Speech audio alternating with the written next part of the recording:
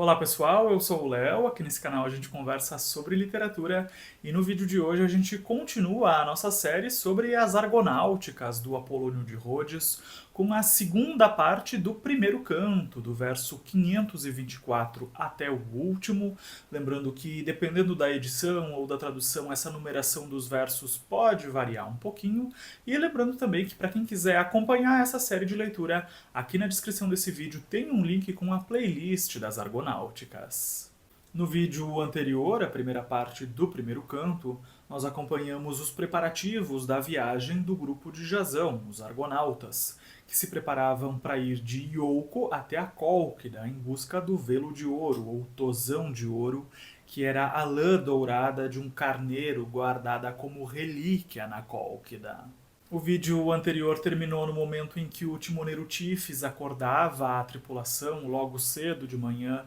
para que eles embarcassem no navio, e no momento em que esses argonautas estavam embarcando, o próprio navio Argo também estava ansioso para partir e ele grita, o navio grita, isso porque ele tinha uma viga de carvalho do bosque de Dodona, um bosque considerado sagrado, viga essa que tinha sido arranjada pela própria deusa Atena, que orientou a construção desse navio, e é por conta desse bosque sagrado que esse navio tem uma certa vida, a gente pode dizer assim, e ele grita ou fala em alguns raros momentos do livro. E na Eneida do Virgílio, a gente acompanha uma situação mais ou menos parecida, quando os navios da frota de Enéas se transformam em ninfas do mar, lá no canto 9, e a explicação para essa transformação também é a madeira do bosque sagrado, dessa vez de Cibele, e embora essa temática do navio vivo, o navio que fala, que grita, ou que se transformam em ninfas do mar, possa parecer um pouco estranha para nós atualmente, esse tema do navio com uma certa vida se repete então na literatura greco-romana. E nesse momento de partida, Jasão fica com os olhos cheios d'água, evita olhar para a cidade, ele desvia o olhar, afinal ele estava deixando os pais idosos para trás e também várias pessoas queridas, então ele estava ali se segurando para não chorar. E então os homens começam a remar, essa viagem inicia, e os deuses também sabiam que essa viagem estava começando e contemplam então essa partida inicial do navio. Quem também vai para perto do mar assistir esses navios se afastando é o centauro Quiron, ou Quirão, que abana para os argonautas e deseja uma boa viagem. E um detalhe muito interessante dessa passagem é que junto do centauro Quirão estava Aquiles, nesse momento uma criança que era educada pelo centauro. E no navio Argo estava Peleu, que era pai de Aquiles, e a esposa do centauro Quirão ergue Aquiles para que Peleu pudesse ver o filho. E com esse trecho de Aquiles criança, nós temos a confirmação de que essa é uma história que se passa alguns anos antes da famosa Guerra de Troia, como nós tínhamos conversado no vídeo de introdução. Então aqui nas Argonáuticas nós temos essa pequena menção a Aquiles criança, e na Ilíada nós vamos acompanhar Aquiles já adulto. Então são histórias que se entrelaçam, como é característico da literatura grega. Depois de remar por mais um trecho e sair da área próxima ao porto, os argonautas soltam as velas e o navio segue impulsionado pelo vento, e com bastante tranquilidade eles passam pelo promontório Tiseu, e vários peixes de todos os tamanhos pulavam acompanhando o navio, em uma descrição muito bonita dessa navegação tranquila. Mas em contraste com essa navegação tranquila, os sentimentos da tripulação eram mais agitados, oscilando entre a saudade das pessoas queridas que eles tinham deixado para trás e a expectativa de aventura que essa viagem trazia.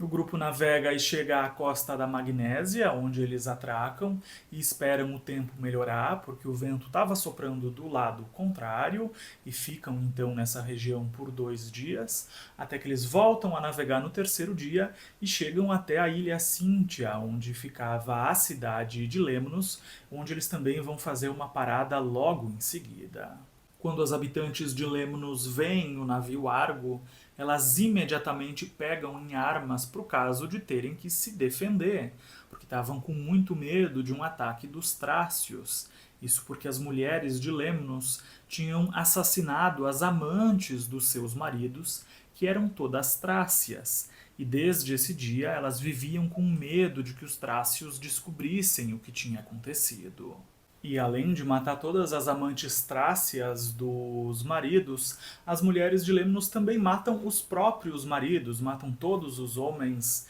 da ilha como uma espécie de vingança, porque esses homens não queriam saber de mais nada além das amantes. Então as mulheres de Lemnos se revoltam e matam todos os homens e todas as amantes estrangeiras desses homens, sobrando então só as próprias mulheres de Lemnos nessa ilha.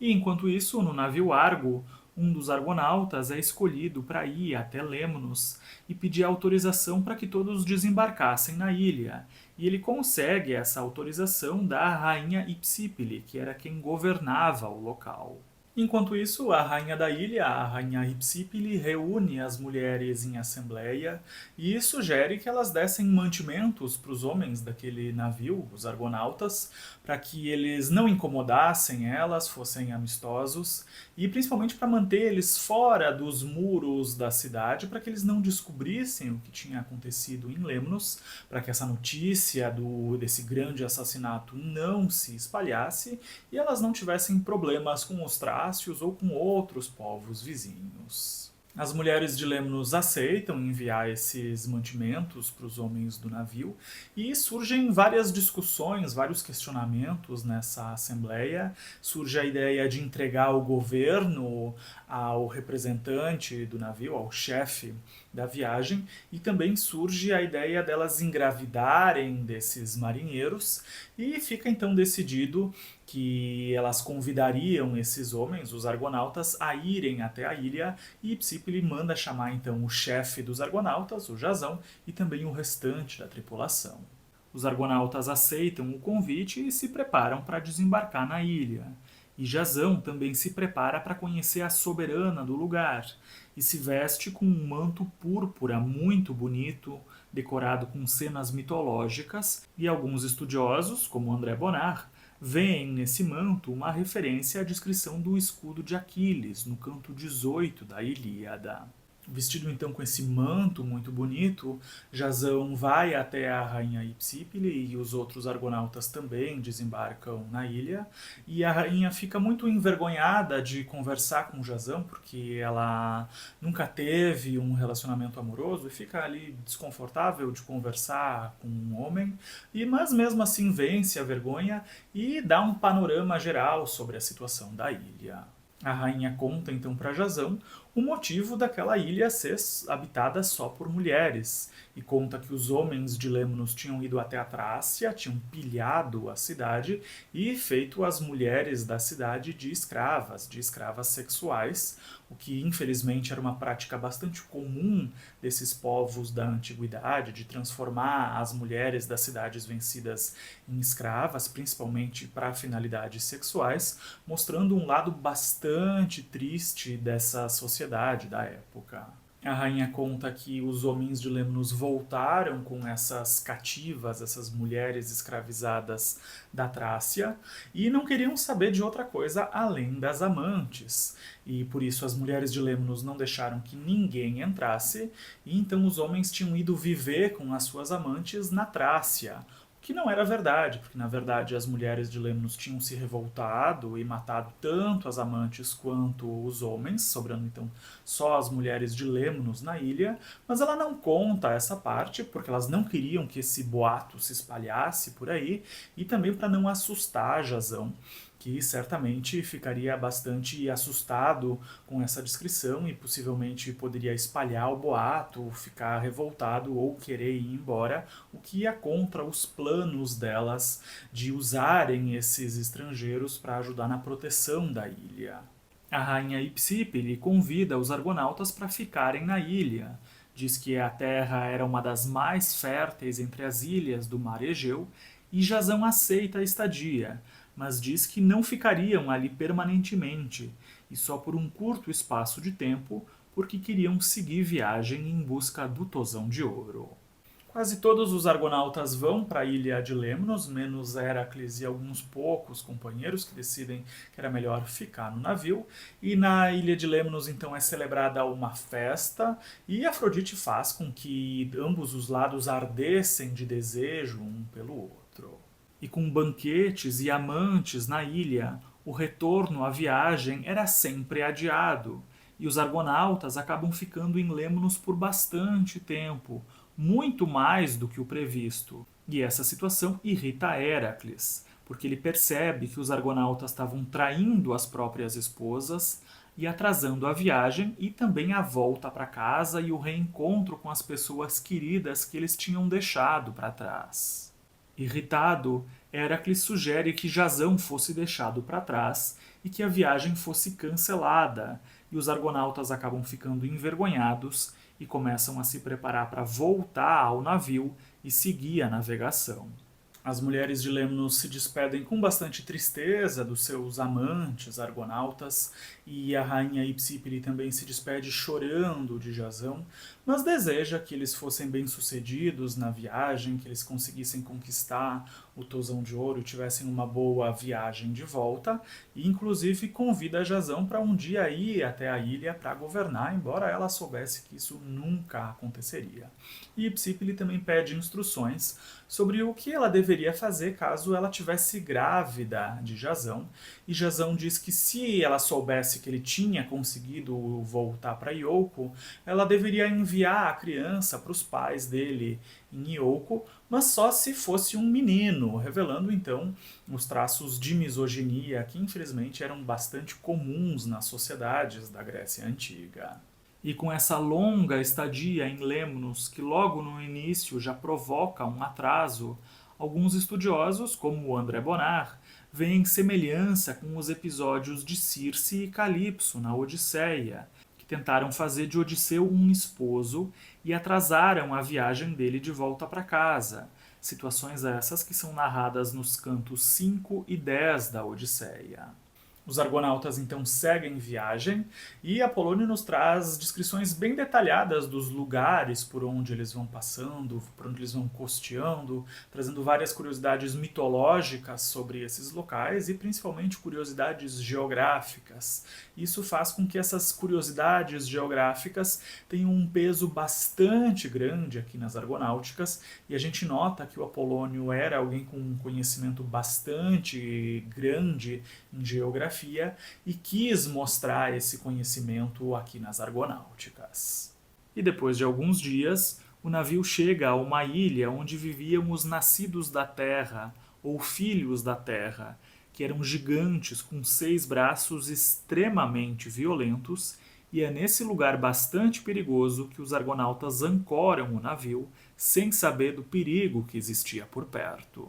Nessa ilha vivia Císico, que era rei dos Doliões ou Dolíones, e os Dolíones ficam sabendo de um navio ancorado por ali, vão até lá, recebem os argonautas com muita cordialidade, nasce uma amizade muito bonita entre eles, e eles convidam então os argonautas a ancorarem o navio em outro ponto da ilha, um ponto mais seguro no porto da cidade, e os argonautas aceitam e se dividem. Parte segue os Dolíones em terra e a outra parte fica no navio e manobra esse navio então até o porto da cidade. Mas essa estadia naquela região não dura muito tempo, porque os nascidos da terra, que eram basicamente gigantes, veem o navio e decidem obstruir a passagem por onde o navio passaria com pedras para emboscar esse navio e destruir, matar os argonautas, mas quem percebe essa situação a tempo é Heracles, que pega o seu arco e dispara flechas contra os nascidos da terra, derrotando vários,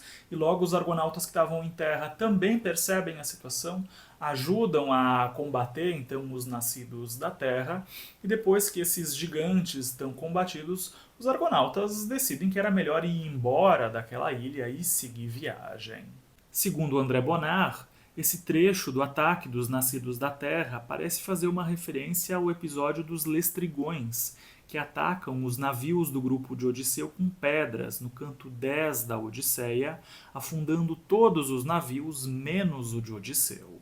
Os argonautas então seguem viagem, mas durante a noite são atingidos por uma tempestade bastante forte que faz com que o navio volte para essa ilha dos Doliones, mas como era noite, os argonautas não perceberam que tinham voltado exatamente para o mesmo lugar, e os Doliones também não perceberam que aquele navio que tinha chegado lá era dos argonautas, e acaba acontecendo um conflito entre eles, onde Jasão mata Císico, e é só no dia seguinte, quando amanhece, que todos percebem que tinham lutado contra amigos e não contra inimigos, gerando um clima enorme de mal-estar e de constrangimento, principalmente por conta da morte do rei Císico. E para piorar o constrangimento dos argonautas, que tinham matado vários Doliones e inclusive o rei, os próximos 12 dias foram de mar muito agitado e perigoso, o que obrigou os argonautas a ficar na ilha esperando uma melhoria no tempo. Mas quem consegue resolver essa situação é Mopso, que era um adivinho e vê um presságio no voo das aves, o que é muito comum na literatura grega. Nesse presságio, Mopso revela que eles deveriam ir até um santuário que ficava na ilha e fazer sacrifícios para a deusa Réia, para que ela acalmasse os ventos, e os argonautas seguem esse presságio de Mopso. A deusa Réia recebe esses sacrifícios e envia sinais de que era favorável aos argonautas, fazendo com que frutas e flores brotassem, e esses sinais são muito celebrados pelo grupo, que consegue ir embora da ilha na manhã seguinte com o clima mais favorável à navegação. Os argonautas então seguem viagem e chegam na região onde viviam os Mísios. E eles então fazem sacrifícios aos deuses e se alimentam, enquanto que o restante do grupo se alimentava, Heracles, ou Hércules, como a gente está mais acostumado a chamar esse personagem, resolve entrar no bosque para encontrar madeira para construir um novo remo, já que o remo dele tinha quebrado durante a viagem. E enquanto isso, Ilas procurava uma fonte de água doce na região para pegar água para Heracles, que logo voltaria. Mas quando Ilas finalmente encontra uma fonte, ele é visto por uma ninfa que arde de desejo por ele e puxa Ilas para dentro da fonte. E o único que ouviu o grito de susto de Ilas foi Polifemo, que pegou as suas armas e vai verificar o que tinha acontecido, imaginando o ataque de algum animal selvagem ou de um inimigo, e vai até a fonte para defender Ilas, mas não encontra nada e grita chamando por ele.